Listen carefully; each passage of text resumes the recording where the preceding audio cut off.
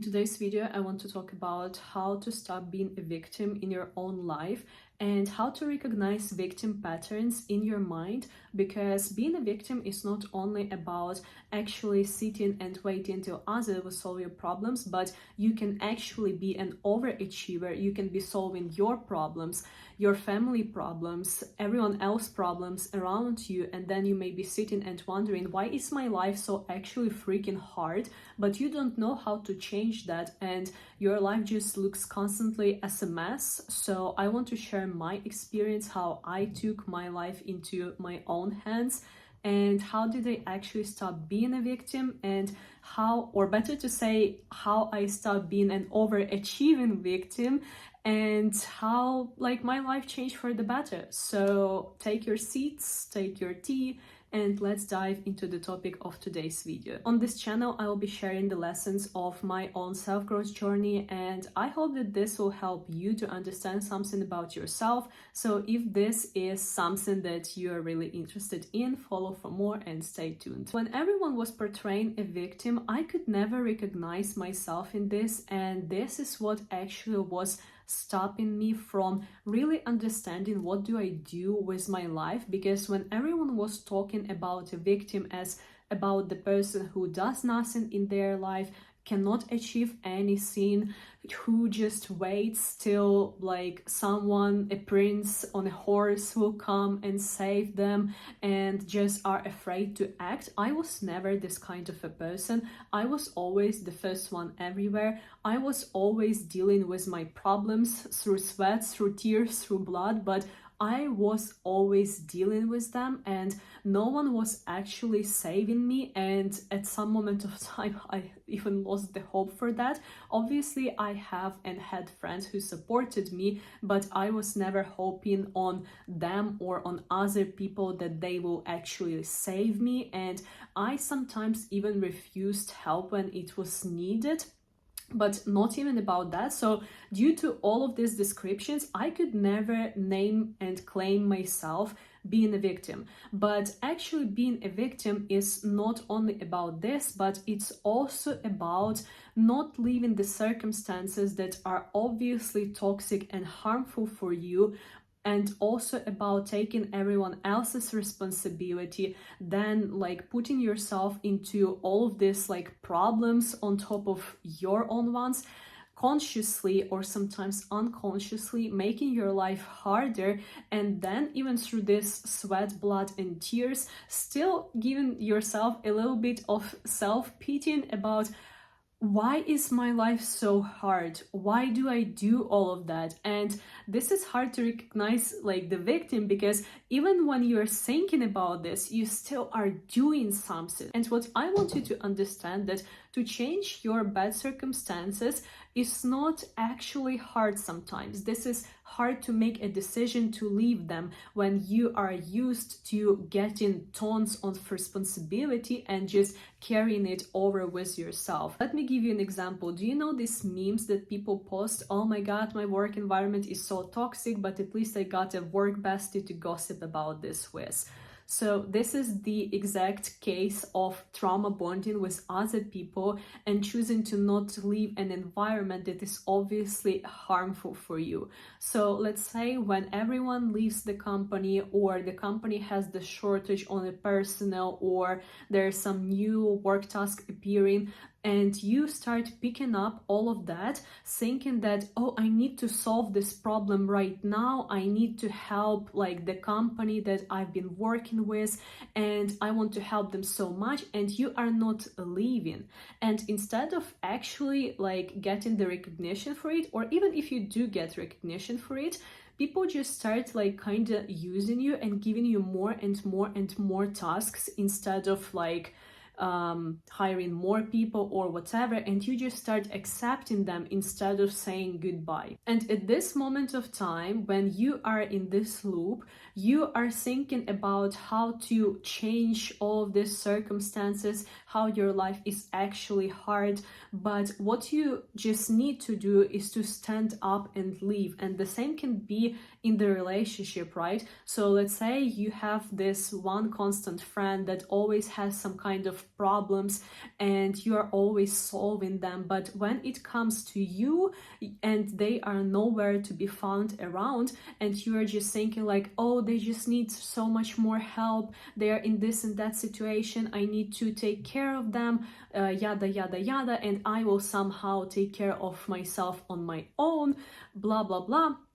Like, also the best suitable option that you just don't want to look at is to stand up and leave this friend as well, because they are just blatantly using you and taking the advantage. But you cannot do this, and here's why. This is because you are not used to actually choosing and prioritizing yourself first, and second of all, you're so used to stress, you're so used to constant challenges that you are actually not comfortable with living a calm life. Because again, usually these types of victims are overachievers, are people who have been dealing with lots of different challenges, and you are used to challenges. You are not used to actually being comfortable and having a calm life. So when you're facing a challenge, you consider this be a natural part of your journey, but it's not your journey.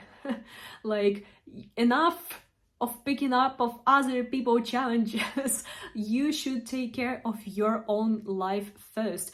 And most of the challenges that you are picking up in this world are not even yours. And we know this phrase, no one owes you anything, but we take it too personally. And when people actually owe us something, we are like, no one owes us anything, so we just need to clench our teeth and like keep going, and then we will get this success and all this thing. Yes, you actually gain a lot of experience, you gain a lot of knowledge that other people who don't do what you do actually do not possess, but at what actual price?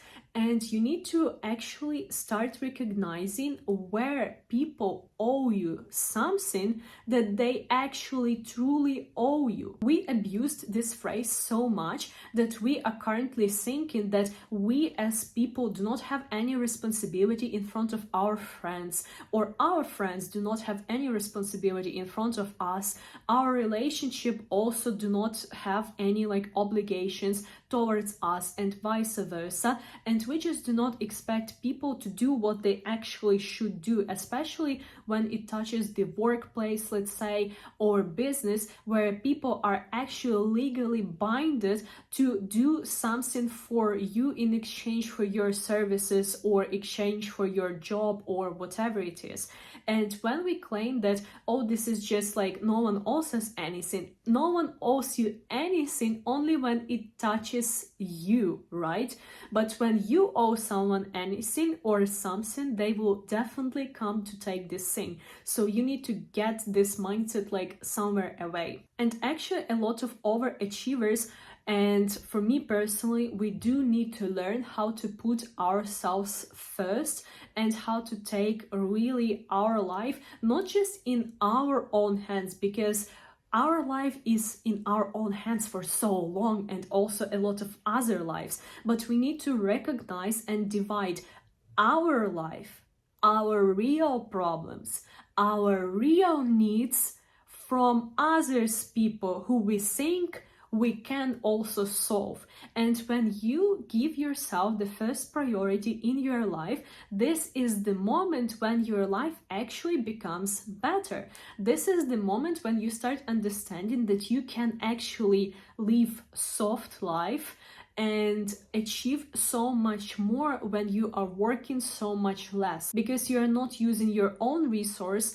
to solving 100 problems, and out of this 100 only 5 perhaps are yours. And this is the moment when my life personally changed, when I said to myself that I should stop doing something where I actually shouldn't do anything, and I should start recognizing other people's responsibility for a part of my life too. And when they do not perform and they do not like take this responsibility, I am not allowed and I do not need to overcompensate for it. I can just stand up and leave all of that. And sometimes this is so hard because we start thinking, but how do I do this? But I am so attached to these people. I am so attached to this workspace. I have put so much effort in this relationship. I love this company so much, or whatever. You should always love yourself more, first of all, and you need to understand that the price that you pay for staying is so much higher than the price that you would actually pay for leaving all of this. You will suffer for like a week, but when you take a week off the toxic environment, you'll understand how actually toxic it was and how hard is this for you to navigate through it and how peaceful the life is actually around you, and you will stop missing it. You will stop missing it. But when you decide to stay in a relationship, at work, whatever, you just keep burying yourself more and more down. And you also need to understand that usually overachievers, even though we get much of the recognition, we get tons of like benefits and tons of experience, a lot of people just abuse this. A lot of people just take it and like just put more and more work on you, give you less and less like benefits in exchange to this, because why should they? If you are doing the work that 5 people needed to replace you, but at the same time you are not asking for the compensation as these 5 people, like everyone is happy with this. They pay less, you do more, they need less people to work for them, whatever.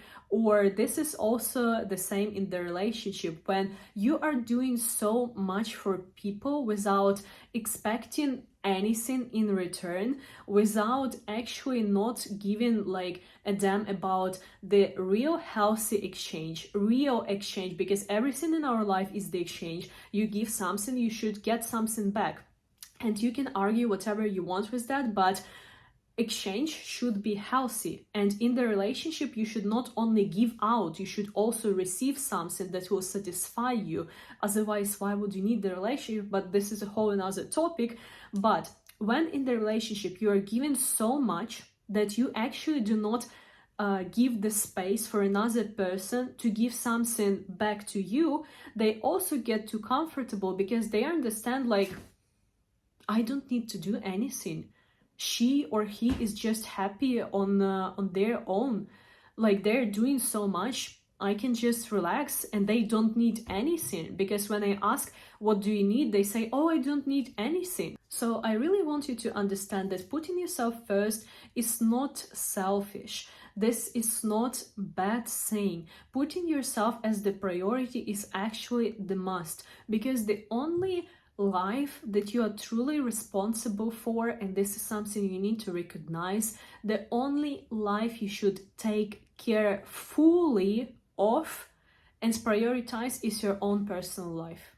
And this is hard to admit, but you should prioritize yourself over anyone else's interest, because your interest is the most important. You should take care of yourself first. I'm very happy if you watch this video till the end. I would be happy to read your stories in comments about how you recognize that you are doing too much for other people, how you recognize that you are actually being a victim of your circumstances, how you changed your life, and whether you overall agree with my point in this video or not. So I will be happy to read all of them. I will see you in my next videos. See you soon and bye.